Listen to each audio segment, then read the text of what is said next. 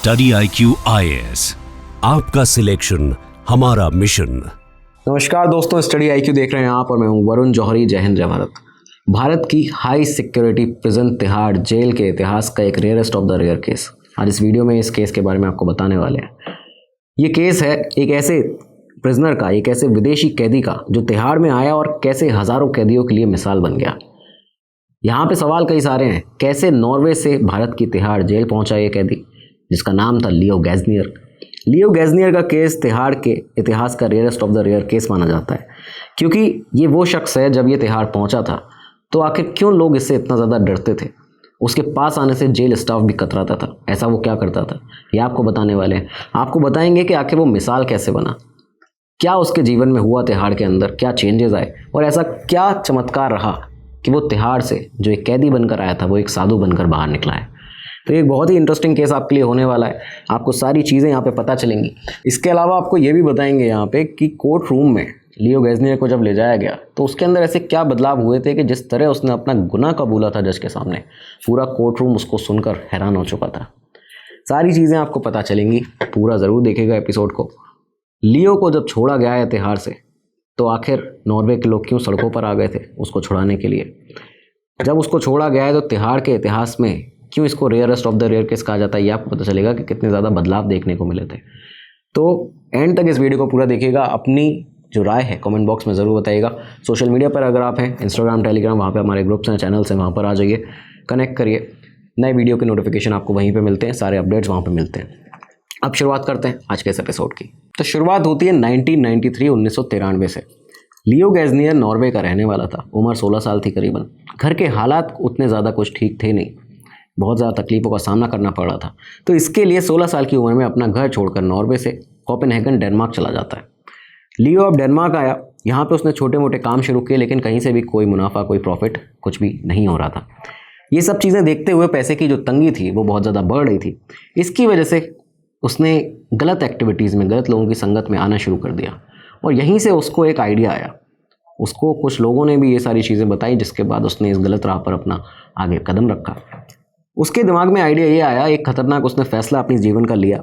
उसने सोचा कि ड्रग्स की तस्करी करेगा, ड्रग्स स्मगलिंग करेगा और इसके लिए सबसे अच्छा ऑप्शन है कि वो सीधा नेपाल जाएगा, नेपाल से भारत आएगा ड्रग्स को लेके, क्योंकि उसको लगा कि यहाँ पे जो सिक्योरिटी है वो उतनी ज़्यादा टाइट नहीं रहेगी, वो आसानी से चकमा दे देगा और एक बड़ा मुनाफा कमाएगा। यही वो करता है। वो एशिया आया। एशिया में ड्रग स्मगल करने का उसने एक जो आइडिया था उसके लोगों के द्वारा, गलत लोगों के द्वारा उसको दिया गया था। तो वो यहाँ से सीधा नेपाल पहुँच जाता है। साल 96 की ये बात बताई जाती है, 1996। नेपाल पहुँचा और नेपाल से करीबन 2 किलोग्राम कैनबीज़, 2 किलोग्राम हशीश कैनबीज़ लेकर उसको स्मगल करने के लिए उस प्लान के साथ में सीधा नेपाल से भारत आ जाता है। तो लियो गैज़नियर जब भारत आया तो ये साल बताया जाता है 1996 के आखिरी के कुछ महीनों की बात है। लियो की उम्र भी इस समय 19 से 20 साल की हो चुकी थी। भारत आया और दिल्ली के IJ एयरपोर्ट पर उसका विमान लैंड करता है। अब इंदिरा गांधी इंटरनेशनल एयरपोर्ट पर जब ये विमान लैंड किया, 2 किलोग्राम हशीश लेकर वो यहाँ पे आया था भारत। एयरपोर्ट पर मौजूद सिक्योरिटी चेक में इस दौरान वो रंगयात पकड़ा जाता है। यहाँ पे जो नारकोटिक्स कंट्रोल ब्यूरो की NCB की टीम थी, उन्होंने लियो को पकड़ा। उससे पूछताछ की गई, इंटेरोगेशन किया गया। उसने पूरी बातें बताई कि नेपाल से वो 2 किलोग्राम कैनबीज़ लेकर यहाँ पर आया है। इसके बाद उसे हिरासत में ले लिया जाता है। आगे की ट्रायल जो थी उसको बढ़ा दिया जाता है। लियो की जो दिमागी हालत इस समय पर थी वो इस तरह की हो चुकी थी, वो पूरी तरह टूट चुका था। पहले उसकी जो हालत थी वो डेनमार्क में सही नहीं थी, यहाँ पे उसने ये गलत एक काम किया, इसके बाद पकड़ा गया और पकड़े जाने के बाद उसे ये नहीं पता कि ये जो देश है यहाँ पे, एक तो यहाँ की भाषा जो है वो उसको नहीं आती। इस जुर्म के लिए जो उसने क्राइम किया उसके लिए क्या उसे सज़ा मिल सकती है, यहाँ पे क्या प्रावधान है, क्या कानून है इस क्राइम के, क्या हो सकता है। अच्छा, जेल जाएगा तो जेल किस तरह के हैं, काफ़ी सारी चीज़ें जेल के बारे में ही बताई जाती हैं, क्योंकि तो सारी की सारी जो चीज़ें थी इन्होंने लियो को अंदर से तोड़ दिया था पूरी तरह। और इसके बाद वो फ्रस्ट्रेट बहुत ज़्यादा होने लगा था, यानी उसको गुस्सा भी बहुत जल्दी आ जाता था, फ्रस्ट्रेट हो जाता था, उसको कुछ भी समझ नहीं आता था, क्योंकि ज़िंदगी उसकी पूरी तरह से अपसाइड डाउन चेंज हो चुकी थी। लियो को इसके बाद सीधा तिहाड़ जेल भेज दिया जाता है इस क्राइम के वजह से। लियो जाता है तिहाड़ जेल, गेट जो जेल नंबर 3 है वहाँ पर उसको रखा जाता है। तिहाड़, जो कि जब ये लियो यहाँ पहुँचा है, आज भी तिहाड़ एशिया की सबसे बड़ी जेल कहा जाता है कि सबसे हाई सिक्योरिटी प्रिजन तो है ही, लेकिन नोटोरियस जेल उस समय पर इसको माना जाता था। अच्छा, उस समय जो जेल है अपनी कैपेसिटी से, यानी 12,000 कैदी उस समय पर थे तिहाड़ जेल के अंदर। 6 अलग अलग सेक्शंस में, डिवीजन्स में डिवाइड किया गया था प्रिजन्स के अंदर। सबसे बड़ी प्रॉब्लम थी 12,000 कैदी हैं, जगह उतनी ज़्यादा है नहीं, तो बहुत ही भीड़, एक तरह से 3 टाइम कैपेसिटी से जो भीड़ थी, जो कैदी थे वो यहाँ पे रह रहे थे। ऐसी परिस्थितियों में लियो गैज़नियर को तिहाड़ जेल पहुँचा दिया जाता है 1997 के शुरुआती महीनों में। यही समय था जब एक कैदी, फॉरेन जो कैदी था चार्ल्स ओब्राज, आप सभी ने इसका नाम सुना होगा, 1997 में उसको तिहाड़ से रिहा किया है और लियो की यहाँ पे एंट्री हुई है। शुरुआत में देखा गया तिहाड़ के अंदर कि जब लियो यहाँ पे आया तो उसके अंदर, क्योंकि फ्रस्ट्रेशन तो था ही, उसने आसपास के जितने भी लोगों को यहाँ पे देखना शुरू किया, भारतीय जो कैदी थे, उसके अंदर देखा गया कि एक सुपीरियरिटी कॉम्प्लेक्स था। वो खुद को बाकियों से बहुत ज़्यादा अलग समझता था, बड़ा समझता था, लोगों के ऊपर थूक दिया करता था। ये सबसे बड़ी उसकी दिक्कत थी कि उसने जेल के जो स्टाफ थे, जेल के जो स्टाफ हैं, जो बाकी पुलिस वाले हैं, ऑफिसर्स हैं, उन तक के मुंह पर उसने थूका है। और ये उसकी सबसे बड़ी प्रॉब्लम थी, जिसकी वजह से कोई भी उसके आसपास आने से कतराता था। विदेशी कैदी था तो उसको उस तरह से भी रखना ज़रूरी था। तो ये सारी चीज़ें लगातार यहाँ पे चली, लेकिन जो उसकी हरकतें थीं वो दिन प्रतिदिन बढ़ती जा रही थी। एक सुपीरियरिटी कॉम्प्लेक्स जो था, उसका जो फ्रस्ट्रेशन था, गुस्सा था, वो बाकी कैदियों के ऊपर इसी तरह से निकलता था कि वो अजीब सी हरकतें, बदतमीज़ी करता था लोगों के साथ में। ये सारी चीज़ें लगातार चली। उसकी हरकतें जो थीं, अब वो ये जेल के हेडक्वार्टर तक भी पहुँची, HQ तक भी पहुँची।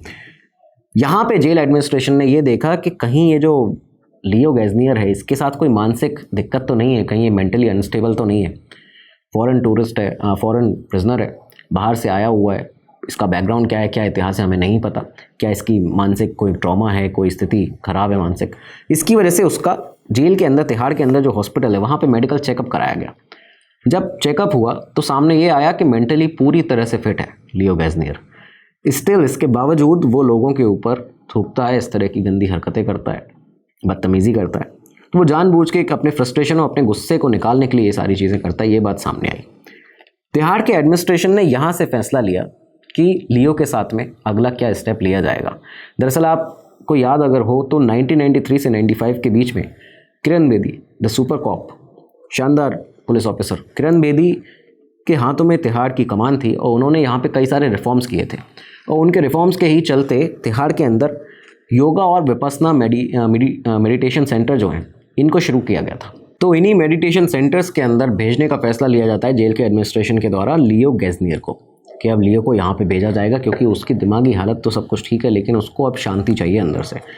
ये एक बहुत अच्छी पहल थी जो किरण बेदी के द्वारा की गई। शुरुआत हुई इसकी। लियो को जब शुरुआत में क्लास में जब भेजना शुरू किया गया, क्लासेस में, मेडिटेशन सेंटर में, तो बहुत ज़्यादा तकलीफ़ हुई, क्योंकि वो शुरुआत के 4-5 दिन ये देखा गया कि वो क्लासेस में जाना ही नहीं चाहता था। ज़बरदस्ती वहाँ पे अगर बिठाया जाए तो फिर वही हरकतें देता था। लेकिन इसके बाद 4-5 दिन के बाद सडनली ये देखा जाता है कि लियो का स्वभाव जो है वो बदलने लगा। विपस्सना जो थी, 10 दिन का साइलेंट जो कोर्स था, मेडिटेशन कोर्स था, इसने यहाँ पे लियो को अंदर से बदलना शुरू कर दिया। और ख़ास तौर पर वहाँ पे 10 ऐसे अलग अलग सेल्स बनाए गए थे, जहाँ पे जो लोग इन क्लासेस में जाते थे उनको बैठाया जाता था, उनको उनका टाइम मिलता था। जो भी कैदी यहाँ पे जा रहे हैं वो वहाँ पे बैठकर उनको अपने टाइम में, अपने स्पेस में सोच सकते थे कि आखिर एक बार रुक के, ठहर के देखा जाए कि हमने किया क्या जिस वजह से हम यहाँ पे हैं। और उसके बाद फाइनली उनको वो जो क्राइम उन्होंने कमिट किया है उसके बारे में पता चलता था कि कितना बड़ा जघन्य अपराध हो गया है, उस घर का क्या हो रहा होगा जहाँ पे हमने, जिनके साथ में ये चीज़ की थी, हमारे लोग कितना ज़्यादा प्रभावित इससे हो रहे होंगे, उनको कितना गलत उनकी ज़िंदगी अब हो चुकी होगी। ये सारी चीज़ें सोचने के बाद और बाकी इसमें और अंदर जाने के बाद, तो 10 दिन के विपस्सना मेडिटेशन कोर्स में लियो गैज़नियर को जब भेजा गया तो सेम ये इस तरह के बदलाव जो थे अब वो उसके अंदर देखने को जेल प्रशासन को मिलने लगे थे। लियो अब शांत रहने लगा, कुछ ज़्यादा ही गुमसुम सा रहने लगा था। देखा गया कि वो एक्सट्रीम लो लेवल पर इस तरह से चला गया था कि अब वो बहुत ही ज़्यादा शांत हो गया, किसी से कुछ भी नहीं कहता था। थूकना तो दूर की बात है, बदतमीज़ी जो भी हरकतें वो करता था वो सब कुछ बंद हो चुकी थी। तो ये जो इतना ज़्यादा गुमसुम जब रहने लगा तो जेल के प्रशासन को, एडमिनिस्ट्रेशन को थोड़ी सी टेंशन हुई। तो उन्होंने सोचा कि कहीं ये किसी दूसरी दिशा में तो नहीं जा रहा है, इसकी जो मानसिक परेशानी है वो कहीं दूसरी तरफ तो नहीं मोड़ रही है। इस वजह से एक बार फिर से इसका टेस्ट कराया गया, हॉस्पिटल ले जाया जाता है, वहाँ पे इसका फिर से मेंटली इसको चेकअप कराया गया। तब पता चला कि कोई भी परेशानी नहीं है, मेंटली पूरी तरह से फिट है। विपस्सना ने बस इसके चाल चरित्र को, इसके पूरे कैरेक्टर को बदलना शुरू कर दिया है और अब वो आध्यात्म की तरफ बढ़ता जा रहा है। दोस्तों वीडियो में आगे बढ़ने से पहले एक ज़रूरी अनाउंसमेंट आप लोगों के लिए। अगर आप लोग यूपीएससी सीएसई की तैयारी कर रहे हैं, करना चाहते हैं, आपका सपना है इस एग्ज़ाम को क्रैक करना, आईएएस आईपीएस ऑफिसर बनना, देश की प्रगति उन्नति में अपना योगदान देना, स्टडी IQ हमेशा से आपकी इस तैयारी को आसान और मजबूत बनाता हुआ है। स्क्रीन पर जो आपको कोर्सेज दिख रहे हैं, लेटेस्ट बैचेज हैं, क्लासेस जल्दी शुरू होने वाली हैं। डिस्क्रिप्शन बॉक्स में इस वीडियो के जाइए, वहाँ पर क्लिक करिए अपने उस लिंक पर, परचेज लिंक पर क्लिक कीजिए, परचेज़ कीजिए अपना कोर्स अपने अकॉर्डिंगली। और आपको पता है भली बात ही आपको किस तरह के कोर्स की कहाँ पे ज़रूरत है, वो सारी चीज़ें प्रोवाइड करता है स्टडी IQ। जो आपको अभी प्राइस दिख रहा है, इस पर मैक्सिमम डिस्काउंट मिलेगा अगर आप VJ लाइव, जो आपको स्क्रीन पर कोड दिख रहा है, ये लगाते हैं। VJ लाइव के साथ मैक्सिमम डिस्काउंट तो मिलेगा ही। हमारी शुभकामनाएं आपके साथ हैं, अपनी तैयारी को मजबूत और आसान बनाएंगे। अब आगे बढ़ते हैं अपने एपिसोड में। तो अब तिहाड़ में लियो का पूरा बिहेवियर बदलना शुरू हो चुका था। अब वो लोगों से बहुत प्यार से बात करने लगा था। उसने अपने इनमेट्स के साथ ही, जो उसके कैदी साथ में थे, उनसे हिंदी बोलना सीखना शुरू कर दिया। कई और लोगों से वो हिंदी सीखता था, यहाँ पे क्लासेस अलग से उसने लेना शुरू कर दी। रोज़ मेडिटेशन करता था और साथ में अब वो लोगों के लिए एक मिसाल बन चुका था, क्योंकि वो लोगों को मोटिवेट करता था कि वो विपासना में जाएँ, मेडिटेशन करें, इससे उनकी ज़िंदगी चेंज होगी। जो उन्होंने क्राइम किए हैं, वो उनका जो पूरी तरह से उसको क्लीन करना है, पछतावा उसका करना है, वो सब कुछ वहाँ पे कर सकते हैं, खुद को शांत कर सकते हैं। तो ये सारी चीज़ें इस तरह से वो लोगों को मोटिवेट करना शुरू कर दिया उसने। और ये सब देख के जेल के प्रशासन में से एक ऑफिसर थे जिन्होंने ये तक कह दिया था कि वो लिटरली एक साधु बन गया है। ये स्टेटमेंट आया था सामने कि अब एक लिटरली साधु है जो हमारे जेल में रह रहा है, कैदी बनकर आया था लेकिन अब साधु बन चुका है। खैर, यहाँ पे एक और बहुत बड़ा एक पॉइंट आपको बताएं इस पूरे केस में, जिसको कहा जाता है कि कोर्ट पूरी दंग रह गई थी, कोर्ट हैरान रह गई थी। हुआ क्या कि 1998 यानी 1 साल बाद ट्रायल जो था लियो का, वो कोर्ट में चल रहा था। लियो के वकील ने उससे कहा था कि तुम अपना गुनाह कबूल मत करना, जो भी तुमने किया है, अगर तुम्हारे पास से कैनबिस बरामद हुई है 2 किलोग्राम, तुम कबूल मत करना कि तुम्हारे पास से मिला है।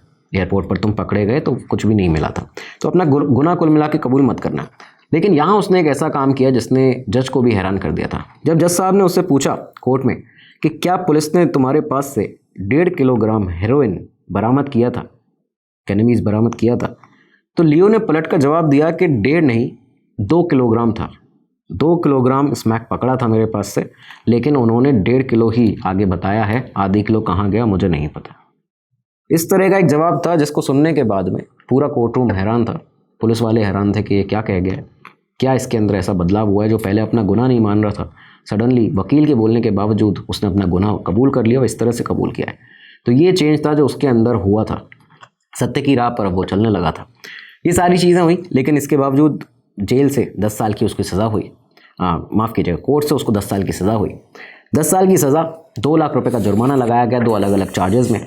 अच्छा, सज़ा सुनने के बाद भी लियो इस बार टूटा नहीं। जितनी भी उसके साथ चीज़ें अब तक हुई, 1 साल हुआ था उसको अभी तक रहते हुए तिहाड़ में, 8 से 9 महीने हुए थे। लियो अभी टूटा नहीं, अब क्योंकि वो स्पिरिचुअल जो प्रोग्राम थे, विपश्यना जो था, उसमें जा चुका था, उसको कर रहा था लगातार, वो अंदर से चेंज हो गया था। उसका ट्रांसफॉर्मेशन जो था वो तिहाड़ में देखते ही बनता था। वो वापस तिहाड़ गया, अपने इनमेट्स को दोबारा से इंस्पायर करता, मोटिवेट करता। लेकिन उसकी ज़िंदगी में एक बहुत बड़ा, जो कहा जाए कि सैड पार्ट, एक दुख, वो भी था इस समय पे। था क्या कि उसकी फैमिली को जब ये बात पता चली थी कि वो एक ड्रग ट्रैफिकिंग केस में, ड्रग स्मगलिंग केस में पकड़ा गया है, तो नॉर्वे में जो उसका परिवार था उन्होंने उसे रिजेक्ट कर दिया था। वो कभी भी उससे नॉर्वे से मिलने के लिए नहीं आए, कभी भी यहाँ पे उसकी खैर खबर नहीं ली, फ़ोन करके कभी नहीं पूछा। लेकिन इसके बाद उसके जीवन में कुछ और चेंजेस आने शुरू हुए। उसकी जो खबर थी वो दिल्ली से निकलकर नॉर्वे पहुंच जाती है कि दिल्ली के तिहाड़ जेल में एक ऐसा कैदी है जो कि साधु धीरे धीरे बनने लगा है। और इसी की वजह से नॉर्वे का एक टीवी चैनल था जो कि एक डॉक्यूमेंट्री शूट करने के लिए लियो गैज़नियर के ऊपर भारत आ जाता है। ये जो चैनल था वो भारत आया। भारत आने के बाद वो तिहाड़ जेल में उन्होंने पूरी शूटिंग की, और शूट करने के बाद जब ये डॉक्यूमेंट्री वो नॉर्वे ले गए, वहाँ पर उन्होंने इसको ऑन एयर किया है, तब जाके लोगों को असली कहानी पता चली लियो गैज़नियर की, कि किस तरह से वो यहाँ पे आया तो है, एक क्राइम उसने किया, लेकिन कैसे वो खुद को बदल रहा है, अपने इनर सोल को किस तरह से वो पॉलिश कर रहा है। तो ये जब कहानी पता चली, तो इस डॉक्यूमेंट्री के रिलीज़ होने के बाद में उसके परिवार वालों ने संपर्क करना शुरू किया लियो गैज़नियर से भारत में। उसकी माँ जो थी, जो उससे मिलने के लिए नहीं आ पा रही थी, क्योंकि पैसे भी उनके पास में उतने नहीं थे जो आने के लिए इस पूरी ट्रिप को स्पॉन्सर कर पाए, इतना ज़्यादा पैसा उनके पास था नहीं। तो इसकी वजह से यहाँ पे जो चैनल था उसने करीबन, बताया जाता है, नॉर्वे में 20 लाख रुपए जमा किए उसकी माँ के लिए, लियो की। और बाद में फिर उसी के उन पैसों से ही उसकी माँ जो है वो लियो से मिलने के लिए आई। वो अपनी माँ से मिला तिहाड़ जेल में बहुत समय के बाद में। ये सारी चीज़ें लगातार चली। ट्रांसफॉर्मेशन की जो लियो की खबर थी अब वो तेज़ी से नॉर्वे में और ज़्यादा फैलने लगी थी, क्योंकि जिस तरह से डॉक्यूमेंट्री थी वो वहाँ पे बहुत ही हिट भी रही। इस डॉक्यूमेंट्री के बाद लोगों ने कैंपेन शुरू किए कि लियो को वापस नॉर्वे लाया जाए, भारत से तिहाड़ से उसको निकाला जाए, वापस नॉर्वे लाया जाए। वो बदल रहा है और वो एक अलग इंसान बन रहा है। ये सारी चीज़ें चलते चलते करीबन 2001 आ जाता है। 2001 में जब ये बहुत ज़्यादा कैंपेन्स थे नॉर्वे में चल रहे थे, तो 2001 में नॉर्वे के जो प्राइम मिनिस्टर हैं उस समय जो थे प्राइम मिनिस्टर जेन्स स्टोलनबर्ग यहाँ पे जब भारत आए तब उन्होंने यहाँ पे अपनी विजिट के दौरान इंडियन गवर्नमेंट से अर्जी लगाई थी। उन्होंने रिक्वेस्ट किया था कि आप अगर हो सके तो लियो के लिए एक मर्सी पिटीशन जो है उसको आगे प्रोसीड करें, लियो को यहाँ से नॉर्वे जाने दिया जाए। नॉर्वे में जो लोग थे वो दूसरी तरफ जब यहाँ प्राइम मिनिस्टर उनके आए हुए थे तो वो वहाँ सड़कों पर उतर आए। लोगों ने सड़कों पर उतर के धरने प्रदर्शन शुरू कर दिए कि लियो को लाया ही जाए, यहाँ पे नहीं लाया जाएगा तो गलत है, ये चीज़ें सही नहीं है, वो अपने आप को चेंज कर रहा है। ये सब चीज़ें देखते हुए इंडियन गवर्नमेंट ने भी जो मर्सी पिटीशन थी फाइनली उसको फाइल किया। और बताया जाता है 2002 में प्रेसिडेंट ऑफ इंडिया ने लियो के जो 2 लाख का उसके ऊपर फाइन था और जो बची हुई उसकी 5 साल की सज़ा थी, ये 2002 में हुआ है, 1997 में वो जेल में आया था। 5 साल की जो उसकी बची हुई सज़ा थी, टोटल 10 साल की सज़ा हुई थी, 2 लाख रुपए का जुर्माना था, ये माफ़ किया। और बताते हैं कि लियो पहला फॉरेनर था जिसकी जो सज़ा थी NDPS एक्ट के अंदर वो माफ़ की गई थी। 13 दिसंबर 2002 का वो दिन था जब लियो को तिहाड़ जेल से रिहा किया गया। जो नॉर्वे की एम्बेसी है दिल्ली में, उनके हवाले कर दिया गया। अब जब वो जेल से यहाँ से निकल रहा था, लियो के अंदर देखिए ये जो एक चीज़ थी कि वो जेल के अंदर जितना उसने समय बिताया है वो उसको एक सीख की तरह लेता है। कहता है कि उसी समय ने उसकी पूरी ज़िंदगी को बदला है। तो अब ये यहाँ से देख के सामने आता है। जब वो निकल रहा था जेल से तो उसने पीछे मुड़कर देखा कि अब वो एक 1997 में जब यहाँ पे 5 साल पहले आया था, एक एरोगेंट, एक फ्रस्ट्रेट लड़का जो कि पूरी तरह से गलत दिशा में था, जो लोगों के ऊपर थूकता था, अब वो यहाँ से एक शांत स्पिरिचुअल शख्स बन के निकल रहा है। और ये तिहाड़ ही है जिसने उसको बदला है। तिहाड़ ने उसको आज़ादी ही नहीं दी है बल्कि एक नई सोच जो है वो भी उसको दी है।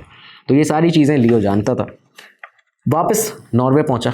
नॉर्वे पहुंचकर उसने अपनी ज़िंदगी को एक अलग तरीके से शुरू किया, लेकिन वो यहाँ पे एक एप्लीकेशन लगा के गया था। उसने कहा था कि मैं नॉर्वे जाने के बाद मैं अपने कैदियों के लिए, अपने साथी कैदियों के लिए जो मेरे साथ में थे, मेरे दोस्त थे, उनके लिए कुछ गिफ्ट्स भेजना चाहता हूँ, कुछ कपड़े भेजना चाहता हूँ। इस एप्लीकेशन को एक्सेप्ट भी कर लिया गया था। वो नॉर्वे पहुँचा और 2 कंसाइनमेंट बताए जाते हैं जो उसने नॉर्वे से भेजे हैं।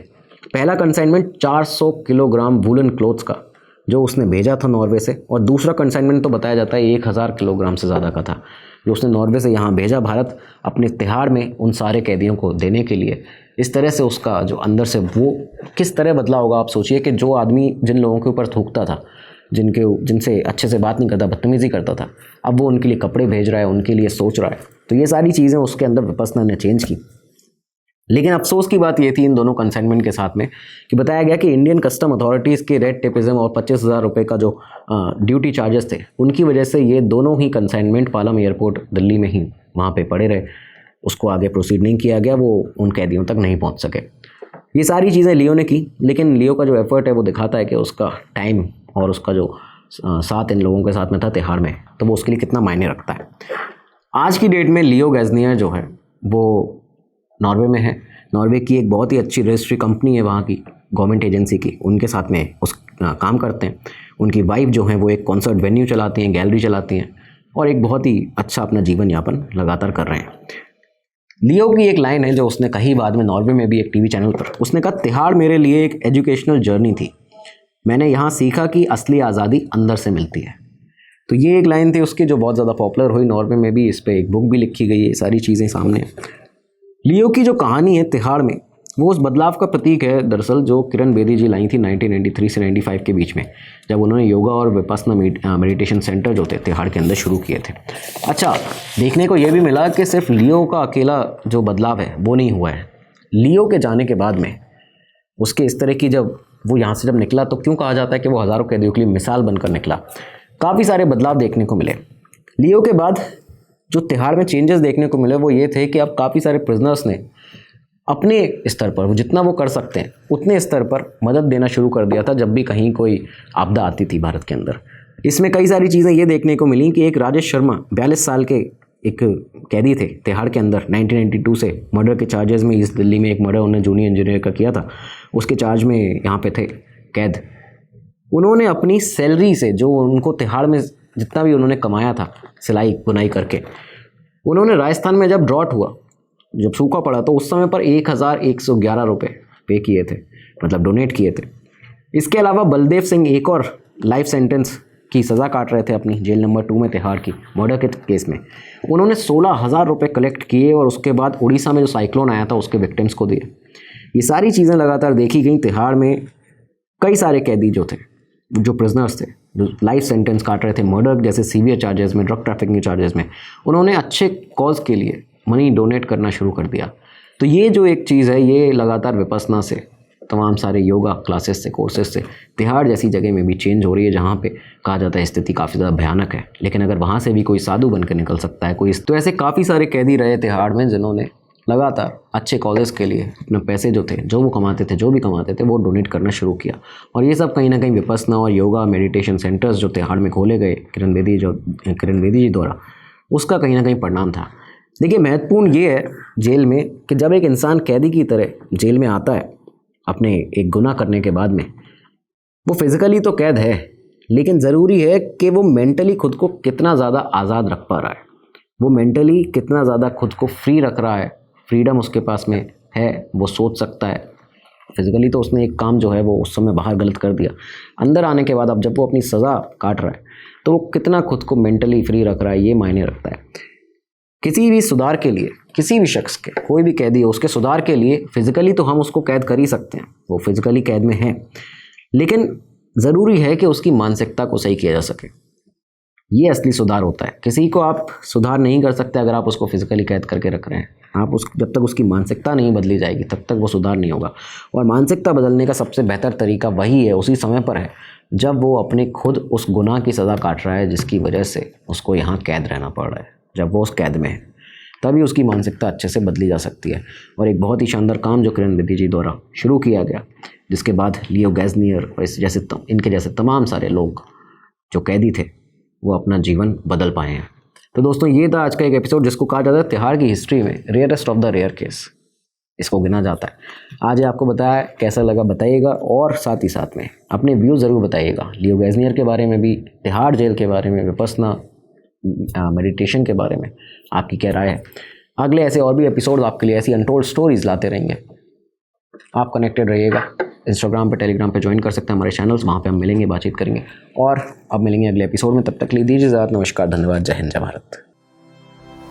स्टडी IQ IAS, आपका सिलेक्शन हमारा मिशन।